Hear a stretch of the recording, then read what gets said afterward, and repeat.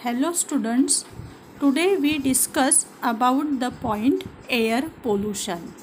So in the first figure there is a smoke which is given out through the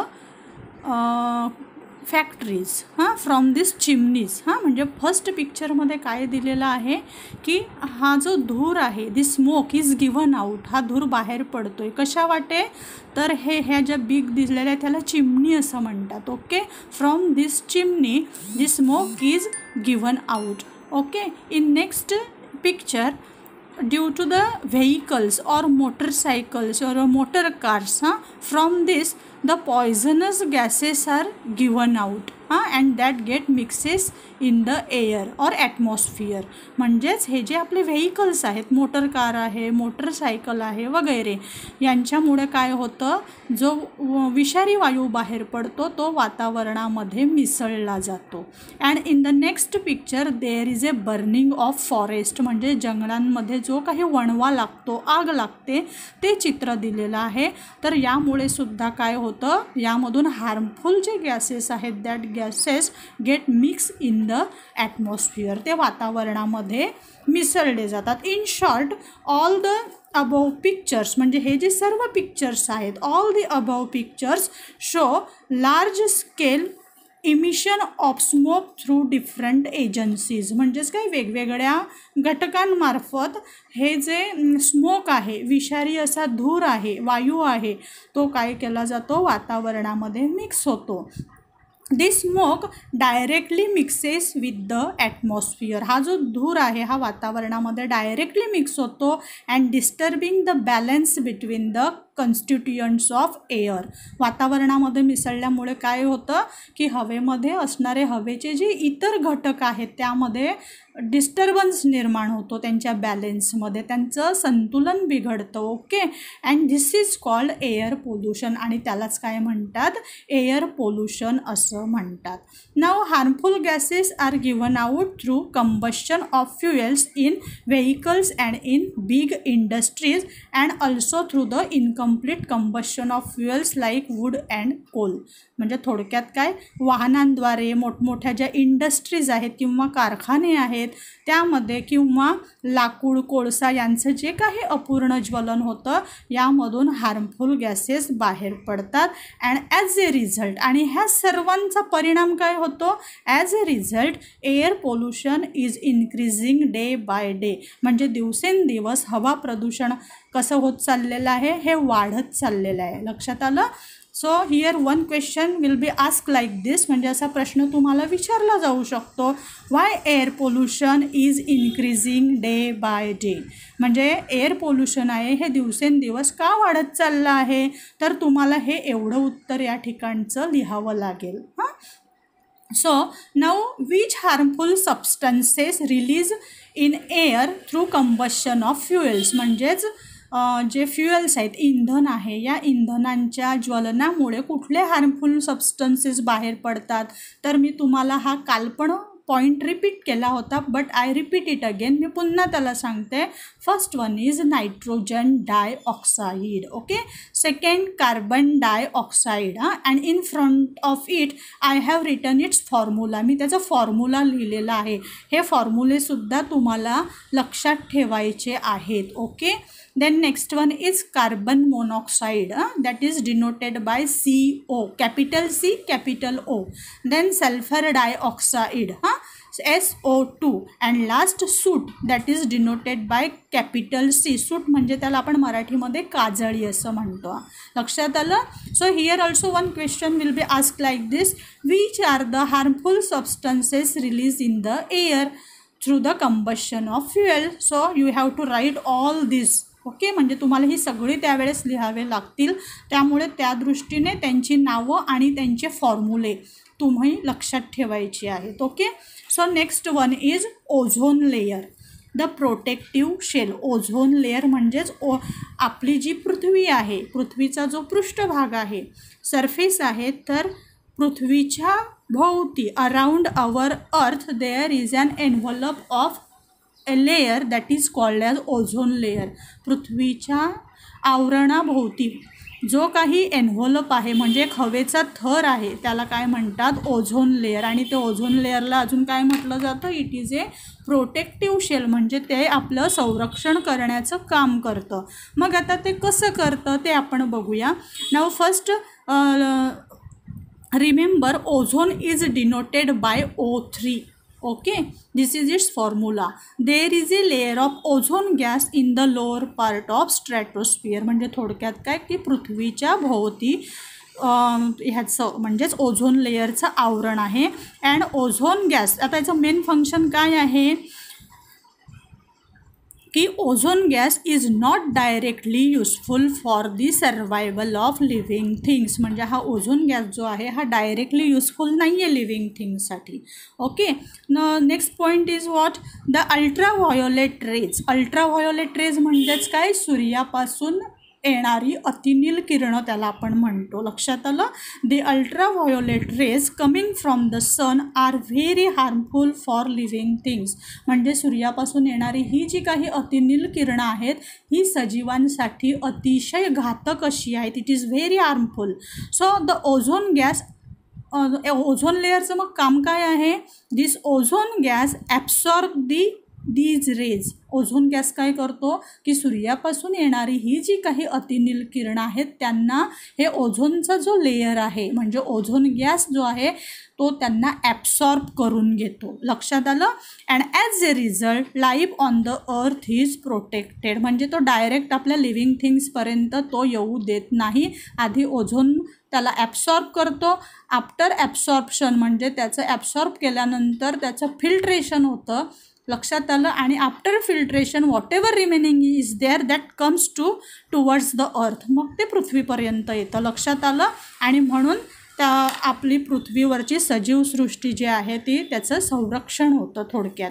okay, now see this ozone layer is destroyed. आता हा ozone लेअरचा थर जो आहे हा destroyed म्हणजे काय, त्याचा ऱ्हास होत चालला आहे. ते प्रमाण कमी कमी होत चाललं आहे. का कमी कमी होत चाललं आहे त्याचं कारण काय, because if chemical gases like carbon tetrachloride or the chlorofluorocarbons use in air conditioners and refrigerators mix with the air. म्हणजेच काय, आपण जे घरगुती वापरासाठी आपण काय बसवतो, आपण रेफ्रिजरेटर्स वापरतो, फ्रीज वापरतात ना सगळेजणं, त्यानंतर एअर कंडिशनर वापरतात. तर या एअर कंडिशनर आणि रेफ्रिजरेटरमध्ये काय वापरलं जातं, हे केमिकल गॅसेस वापरले जातात. कुठले, कार्बन टेट्राक्लोराईड आणि दुसरा एक आहे क्लोरोफ्लोरो कार्बन्स. ओके, ते काय होतात, ते एअरमध्ये म्हणजे हवेमध्ये मिक्स होतात आणि त्याच्यामुळे त्याचं ओझोनचा ऱ्हास होतो. ओझोन वायू नष्ट होतोय. नाव the 16th of September is celebrated as ozone protection day all over the world to make everyone aware of the importance of ozone. म्हणजे संपूर्ण जगामध्ये 16 सप्टेंबर हा जो दिवस आहे हा ओझोन प्रोटेक्शन डे म्हणून सेलिब्रेट केला जातो. का सेलिब्रेट केला जातो, तर लोकांमध्ये ओझोन वायूचं महत्त्व काय आहे त्याच्याविषयी जागरूकता निर्माण करण्यासाठी म्हणून 16 सप्टेंबर हा डे कुठला डे म्हणून सेलिब्रेट केला जातो, ओझोन प्रोटेक्शन डे. तर डेट आणि ते सर्व लक्षात ठेवायचं आहे. 16th of September is celebrated as ozone protection day. Then your next point is water. Now what about water?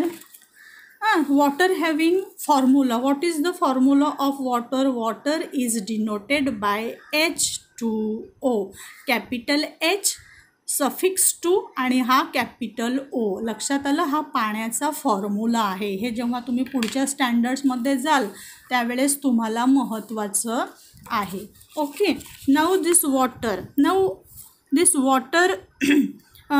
Do you know which are the main uses of water. आपण water कशासाठी वापरतो generally, for drinking पाणी पिण्यासाठी वापरतो, for washing clothes utensils म्हणजे आपले जे दैनिक आपले कार्य आहेत, कपडे धुणे, भांडे धुणे, आंघोळ करणे, for bathing purpose, So all these household purposes we use water.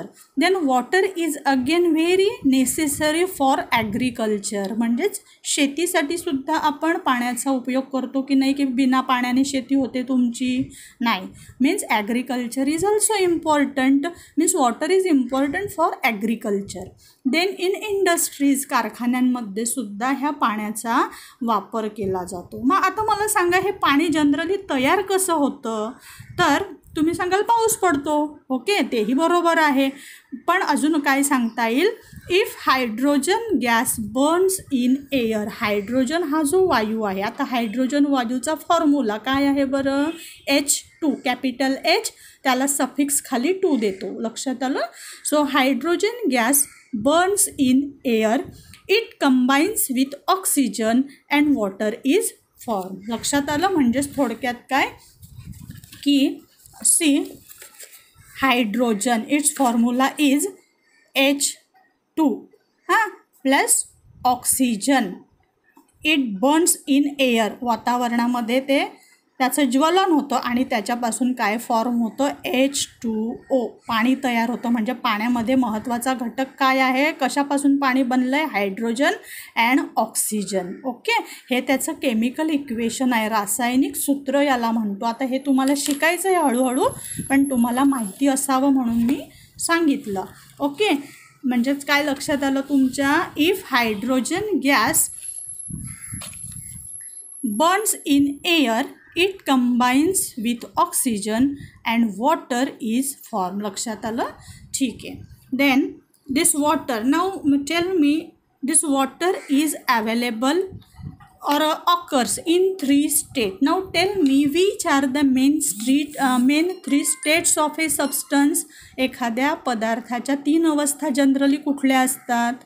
Solid, liquid and gaseous. Okay, solid म्हणजे त्याला आपण मराठीमध्ये स्थायू अवस्था असं म्हणतो. सॉलिड स्टेट, स्थायू अवस्था. देन लिक्विड स्टेट म्हणजेच द्रव अवस्था, द्रवरूप अवस्था. अँड देन गॅसियस स्टेट म्हणजे वायू अवस्था. So water occurs in 3 state. आता बघा, पाणी 3ही अवस्थांमध्ये आढळतं.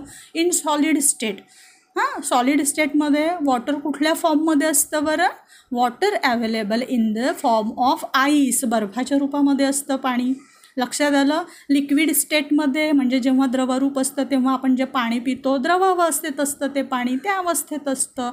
अँड गॅसियस, वायू अवस्था म्हणजे पाणी कुठल्या रूपामध्ये असतं? जी काही पाण्याची वाफ होते ना, पाण्याची वाफ वगैरे होते माहिती आहे ना तुम्हाला, आपण जेव्हा पाणी गरम करतो त्यावेळेस पाण्याचे ज्या व्हेपर्स निघतात, water vapours, that is a gaseous form of water. पाण्याचं ते वायुरूप अवस्था झाली. लक्षात आलं? Means in short water occurs in 3 states, solid, liquid and gases. Now water does not have colour. वॉटरला कलर बघितला आहे का तुम्ही? नाही. Water does not have colour ही त्याची प्रॉपर्टी आहे वॉटरची, की कुठलाही विशिष्ट कलर नसतो. It is a colourless. Taste or odour, taste असते का पाण्याला किंवा काहीच वास वगैरे येतो का? नाही. लक्षात आलं? So many substances readily dissolve in water म्हणजे पुष्कळ असे पदार्थ आहेत की ते पाण्यामध्ये डिझॉल्व म्हणजे विरघळतात. Therefore water is A universal solvent. लक्षात आलं? म्हणजेच वॉटरला काय म्हणतात? Universal solvent. सॉल्व्हंट म्हणजे त्यामध्ये सगळे पदार्थ इन जनरली विरघळतात म्हणून त्याला युनिव्हर्सल सॉल्व्हंट असं म्हटलं जातं. Now no living things can survive without water म्हणजे असा कुठलाही सजीव प्राणी म्हणजे मग ती वनस्पती असेल, प्राणी असेल किंवा आपण ह्युमन बिईंग्स असो, we can survive without water. आपण पाण्याशिवाय जगू शकतो का? नाही. लक्षात आलं?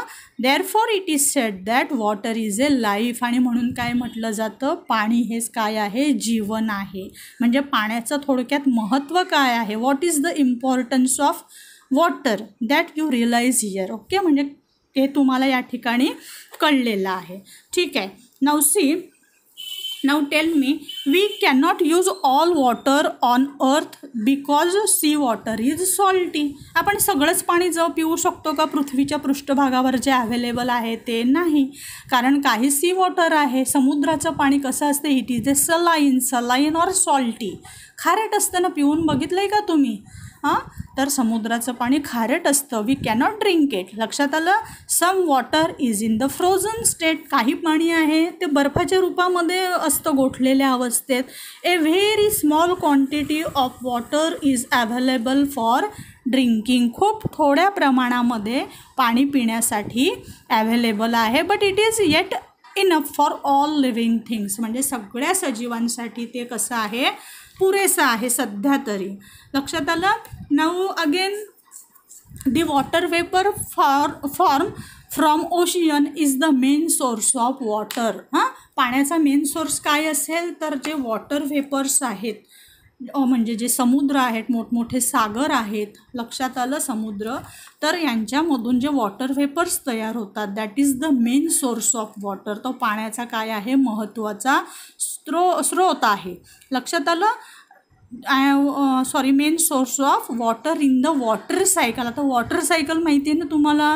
वॉटर सायकल म्हणजेच काय, तर आधी समुद्रामध्ये, नद्यांमध्ये असणारं जे पाणी आहे त्या पाण्याचं काय होतं, सनलाईटमुळे इट गेट्स इव्हॅपोरेटेड. त्यांचं बाष्पीभवन होतं. बाष्पीभवन झाल्यामुळे त्या पाण्याचं रूपांतर कशात होतं, that water gets converted into vapours. वाफेमध्ये होतं. मग ती वाफ काय होते, हळूहळू वर जाऊ लागते. त्याच्यापासून ढगांची निर्मिती होते आणि जेव्हा त्यांना थंड हवा लागते त्याच्यामुळे काय होतं, पाऊस पडतो. लक्षात आलं. म्हणजे परत ते रिसायकल होतं. लक्षात आलं. Means it is a, in short it is called as a water cycle. So it gets converted into rain, creating fresh water source on the earth. लक्षात आलं. म्हणजे त्या पाण्याचं काय होतं, रूपांतर पावसामध्ये होतं आणि त्यानंतर परत आपल्याला पृथ्वीच्या पृष्ठभागावर पाण्याचा एक स्रोत निर्माण होतो. Okay. Then we get water from natural sources. मग आपल्याला पाणी कुठून मिळतं, we get water from natural sources such as streams. Streams म्हणजे जे प्रवाह आहेत, ओहोळ आहेत ते. लक्षात आलं. रिव्हर्स, नद्या, पॉन्ड्स, डबके वगैरे, स्प्रिंग्स अँड लेक्स म्हणजे जे मोठमोठे तलाव आहेत वगैरे, यांच्यामधून आपल्याला पाण्याचा उगम होतो. लक्षात आलं. अजून काय महत्त्वाचं सांगता येईल, man also digs well and borewells to lift ground water. माणसाने अजून काय केलेलं आहे, विहिरी खोदलेल्या आहेत, बोरवेल्स त्यांनी निर्माण केलेले आहेत, म्हणजे जमिनीमधून पाणी काढण्यासाठी. लक्षात आलं. Apart from this, man has also constructed birds and dams of various sizes on reverse म्हणजे नदीच्या काठाला किंवा जिथे भरपूर प्रमाणामध्ये पाऊस पडतो. लक्षात आलं. तर अशा ठिकाणी धरणं, कालवे बांधलेले आहेत. लक्षात आलं. पाणी अडवलेलं आहे आणि त्यामधून आपल्याला पाणी मिळतं. लक्षात आलं. Means these are the various sources from where we get water. लक्षात आलं. म्हणजे या सगळ्या स्रोतमधून आपल्याला पाणी अवेलेबल असतं. त्यानंतर अजून महत्त्वाचं काय आहे, आता नेक्स्ट पॉईंट तुमचा, की due to the uncontrol use of water. पहिली गोष्ट म्हणजे इन्क्रीजिंग पॉप्युलेशन. आपली लोकसंख्या कमी आहे का रे इंडियाची? नाही. लक्षात. It is increasing day by day. दिवसेंदिवस प्रचंड वाढ होते लोकसंख्येमध्ये. ड्यू टू द, आता लोकसंख्या वाढली, पाणी पिणारी, पाण्याचा वापर करणारी तोंड जास्त वाढली, मग पाण्याचा वापर पण लागणार ना तेवढा प्रत्येक माणसाला. Due to the uncontrol use of water for an increasing population, industry and farming, it is now in short supply. म्हणजे ह्या वाढत्या प्रमाणामुळे लोकसंख्या वाढली त्यामुळे पाण्याचा अनियमित वापर सुरू झाला. इंडस्ट्रीमध्ये मागणी वाढली, शेतीसाठी पाणी लागतं आहे, त्यामुळे पाण्याचा जो पुरवठा आहे तो कसा होतो आहे, सप्लाय कमी व्हायला लागलेला आहे. लक्षात आलं. Water scarcity has become a serious problem now. म्हणजेच पाण्याचं हे जे दुर्भिक्ष्य आहे हा एक आज काय सिरियस प्रॉब्लेम झालेला आहे. ओके. म्हणजेच बघा वॉटरचं किती इम्पॉर्टन्स आहे आपल्या लाईफमध्ये. मग आपण पाणी कसं वापरलं पाहिजे ते यामधून कळतं. लक्षात आलं. So we have seen about air. हां, एअरविषयी बघितलं आपण, त्यानंतर आता वॉटरविषयी बघितलं. आता your next point is land. Land म्हणजेच काय? जमीन. लक्षात आलं? Now see, land is seen in the form of stone, soil, big rocks. म्हणजे लँड कशी आपल्याला बघायला मिळते? काय असतं लँडमध्ये? जमिनीमध्ये स्टोन्स असतात, दगड असतात, सॉईल माती आहे, बिग रॉक्स आहेत, मोठमोठे खडक आहे, पाषाण आहे. ओके, तर ह्या सगळ्यांनी मिळून आपली लँड तयार झालेली आहे. It is not flat everywhere. सगळीकडे सपाट आहे का रे आपली लँड? नाही. It is hilly in some places and flat in others. ही काही ठिकाणी हिली म्हणजे टेकडीच्या रूपामध्ये आहे, तर काही ठिकाणी ती सपाट मैदानी प्रदेश आहे. अशा प्रकारची आपली लँड आहे. All terrestrial animals. आता टेरेस्ट्रियल एनिमल्स म्हणजे भूचर. लक्षात आलं? म्हणजे जे एनिमल्स जमिनीवर राहतात. Okay, all terrestrial animals including man live on land. जमिनीवर म्हणजे सगळेच मनुष्य, प्राणी आणि एनिमल्स हे जमिनीवर राहतात. Some terrestrial dig burrows in the ground for shelter. काही जे प्राणी आहेत ते काय करतात? जमिनीमध्ये बिळं करून राहतात आश्रयासाठी. फॉर शेल्टर, शेल्टर म्हणजे आश्रयासाठी, त्यांच्या निवाऱ्यासाठी. This means that they use land for fulfilling their need. म्हणजेच थोडक्यात काय सांगता येईल? त्यांची गरज पूर्ण करण्यासाठी ते लँडचा वापर करतात. We also use land for farming. आणि आपण मनुष्य प्राणी काय करतो? We use land for farming. जमिनीचा उपयोग आपण कशासाठी करतो? शेतीसाठी करतो. And for building houses. आणि घरं बांधण्यासाठी करतो. अँड रोड्स बांधले जातात, डॅम्स बांधले जातात, कन्स्ट्रक्शन सगळं चालतं त्यावर. लक्षात आलं? म्हणजे जमिनीवर अशा टाईपचे वेगवेगळे आपण त्याचा यूज करतो लँडचा. We make use of plants and animals in the forest that grow on land. लक्षात आलं? प्लांट्स आणि एनिमल्स काय करतात? फॉरेस्टचा यूज करतात, तिथे राहतात ते. नंतर the minerals, crude oil and natural gas obtain from the earth are very important for us. अजून काय होतं आपल्याला लँडमधून? काय मिळतं? The minerals. मिनरल्स म्हणजे खनिज. क्रूड ऑइल खनिज तेल. अँड नॅचरल गॅस म्हणजे जे काही नैसर्गिक वायू आहेत ते आपल्याला कुठून मिळतात? पृथ्वीच्या भूगर्भातून मिळतात. That's why it is very important. It means that land is an important resource. लक्षात आलं? म्हणजे या सगळ्या गोष्टींवरून तुमच्या लक्षात येईल की लँडसुद्धा आपल्यासाठी कसे आहे? It is an important natural resource. म्हणजे महत्त्वाचा नैसर्गिक स्रोत आहे. लक्षात आलं? त्यानंतर next point is, now this point it is omitted from your syllabus. Okay, so next one is now about land. If the land has a mature soil, the topmost layer is formed by decomposition of the remains of plants and animals. थोडक्यात काय की जमिनीच्या वर सगळा topmost part आहे, layer जो आहे मातीचा. It is form by the decomposition of the remains of plants and animals. जमिनीचा सगळा टॉपमोस्ट पार्टचा जो लेयर आहे तो कशाने तयार झालेला आहे? By the decomposition of remains of plants and animals. म्हणजे वनस्पती आणि प्राणी यांचं कुजून तयार झालेला जो थर आहे काळ्या मातीच्या शॉर्टमध्ये तो. लक्षात आलं? This layer is called humus. त्यालाच काय म्हटलं जातं? ह्युमस असं म्हटलं जातं. It is usually found in dense forest. म्हणजे ज्या घनदाट जंगलं वगैरे असतात, अरण्य असतात, त्या ठिकाणी आपल्याला हा थर बघायला मिळतो. The land below this is full of sand, soil, small stones, worms and insects. म्हणजे त्यामध्ये काय काय असतं? तर वाळू पण असते. सँड म्हणजे वाळू, सॉईल माती, स्मॉल स्टोन्स म्हणजे छोटे छोटे दगडं, वॉर्म्स म्हणजे जे आपण म्हणतो जीवजंतू असतात ना, मायक्रो ऑर्गॅनिझम्स, आणि इन्सेक्ट्स म्हणजे कीटक. हे सगळे कुठे असतात? तर ह्या जमिनीमध्ये असतात. आता तुम्हाला थोडक्यामध्ये ना फिगर दिलेली आहे बघा.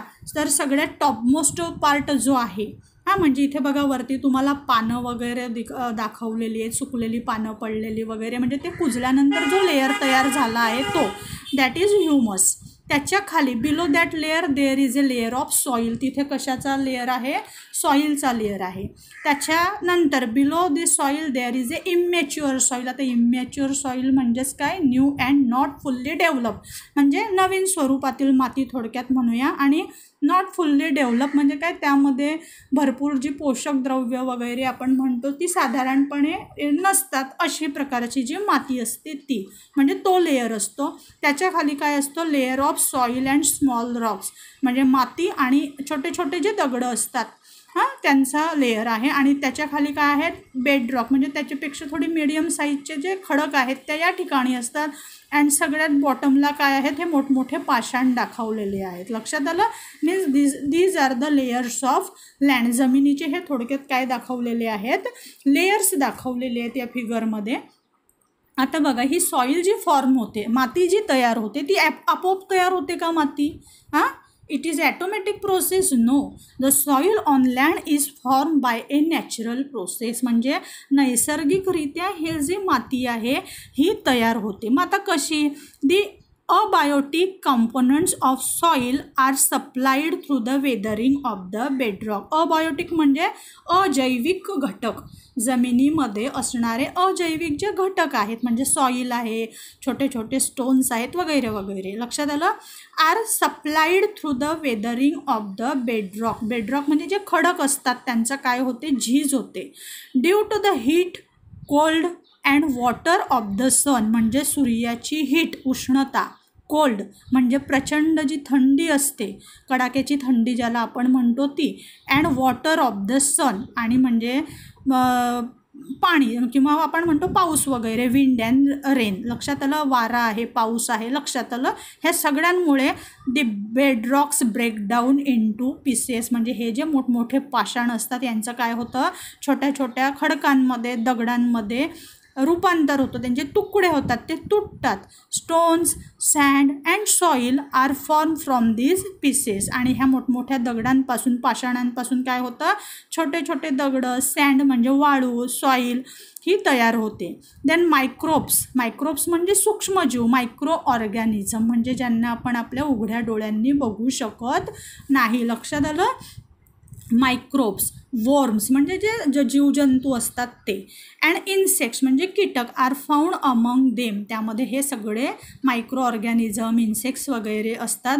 रॉडंट्स like mice and rats are also found here, म्हणजे जे उंदीर, घुशी वगैरे हे जे प्राणी आहेत हे सुद्धा यामध्ये असतात, जमिनीमध्ये असतात. The roots of trees growing on the land also help weathering of rock, म्हणजे जी काय म्हणतो आपण, ज्या ट्रीजची जी ग्रोथ होते, म्हणजे ज्या वनस्पती वाढतात त्यांची मुळं खोलपर्यंत पसरलेली असतात, त्यामुळे सुद्धा काय होतं की there is a weathering of rock take place, म्हणजे हे जे खडक आहेत त्या खडकांची झीज होते, कारण ती मुळं त्या खडकांमध्ये घुसतात आणि त्यामुळे काय होतं, त्या खडकांचे तुकडे होतात. The process of soil formation is slow and continuous, म्हणजे अशा प्रकारे ही माती तयार, निर्मिती होण्याची जी प्रक्रिया आहे ही खूपच स्लो आहे, हळू आहे आणि कंटिन्युअस म्हणजे सतत चालणारी आहे. It takes about 1000 years for a 2.5 centimetre layer of mature soil to form, म्हणजे सुपीक अशी फर्टाईल जमीन तयार होण्यासाठी साधारणपणे किंवा 2.5 सेंटीमीटर थिक लेयर फॉर्म होण्यासाठी किती वर्षांचा कालावधी जावा लागतो. इट टेक्स 1000 years म्हणजे हजारो वर्ष जातात, तेव्हा कुठे हा साधारणपणे 2.5 सेंटीमीटर थिक एवढ्या लेयरची माती फॉर्म होते. कळलंय तुम्हाला. आता यामध्ये तुम्हाला थोडक्यात ह्युमस विषयी माहिती दिलेली आहे. जे महत्त्वाचं आहे तेच मी तुम्हाला सांगते की humus is the layer form on soil due to the decomposition of dead plants and animals by microbes. Humus हा काय आहे, humus is the layer form on soil म्हणजे जमिनीवर हा थर तयार झालेला आहे. कशामुळे, due to the decomposition of dead plants and animals. Decomposition म्हणजेच काय, विघटन. कशाचं विघटन, of dead plants and animals म्हणजे ज्या वनस्पती मृत झालेल्या आहेत, जे प्राणी मृत झालेले आहेत त्यांचं मायक्रो ऑर्गॅनिझम्सद्वारे काय होतं, विघटन होतं. लक्षात आलं. आणि विघटन झाल्यावर त्यांच्या शरीरामध्ये असणारी जी काही न्यूट्रियंट्स आहेत आहेत किंवा पोषक द्रव्य आपण त्याला म्हणू, ते ह्या मातीमध्ये मिसळली जातात. Humus supplies nutrients to the soil. लक्षात आलं, हे ह्युमस काय करतं, मग हे महत्त्वाचे जे न्यूट्रियंट्स आहेत, पोषक द्रव्य आहेत, ते मातीला सप्लाय करतं. And humus is also important for aerating the soil and for holding water in the soil. Humus महत्त्वाचं काय काम करतं, it is important for aerating the soil, म्हणजे त्याच्यामुळे जमिनीमध्ये असणारी हवा ही खेळती राहते आणि अजून दुसरं म्हणजे भुसभुशीत होते थोडक्यात. And for holding water in the soil, म्हणजे जमिनीची पाणी धारण करण्याची जी क्षमता आहे ती यामुळे काय होते, वाढते. लक्षात आलं. The proportion of humus in the upper layer of good fertile soil is about 33% to 50%. म्हणजे ह्युमसचं जे प्रपोर्शन आहे, प्रमाण आहे, की जमिनीचा जो सगळ्यात वरचा जो थर आहे, सुपीक थर आपण ज्याला म्हणतो, त्यामध्ये साधारणपणे ह्या ह्युमसचं जे प्रमाण आहे ते किती असतं, 33% to 50% एवढं असतं. लक्षात आलं. ठीक आहे. त्यानंतर नेक्स्ट महत्त्वाचं अजून एक पॉईंट आहे, forest on land got buried underground due to the great upheavals that took place on the earth many ages ago. म्हणजेच खूप साऱ्या वर्षांपूर्वी, लाखो हजारो वर्षांपूर्वी फॉरेस्ट ऑन द लँड म्हणजे जमिनीवर असणारे, जमिनीच्या पृष्ठभागावर असणारे जे जंगलं आहेत ते काय झालेले, ते गॉट बरीड अंडरग्राउंड, म्हणजे ते जमिनीखाली गाळले गेले.